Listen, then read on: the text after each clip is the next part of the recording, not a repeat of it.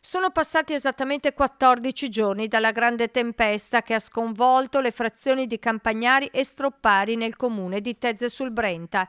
Quasi 1700 gli edifici danneggiati dalla violenta grandinata, 730.000 metri quadrati di tetti andati completamente distrutti, 5.000 i residenti colpiti su una popolazione di 13.000 abitanti.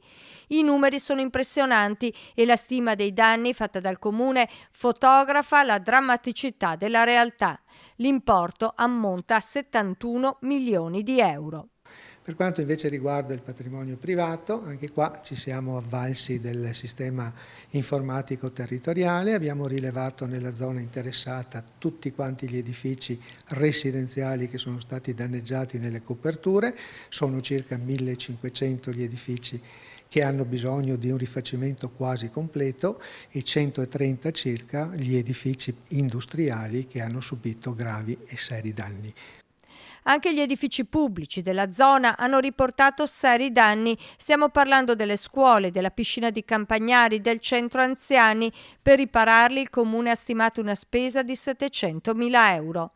Intanto a Tezze si continua a lavorare per mettere in sicurezza le case. Si teme per la pioggia che dovrebbe arrivare nei prossimi giorni. C'è poca voglia di parlare. La stanchezza e la preoccupazione hanno preso il sopravvento. I cittadini aspettano fiduciosi l'aiuto economico da parte dello Stato.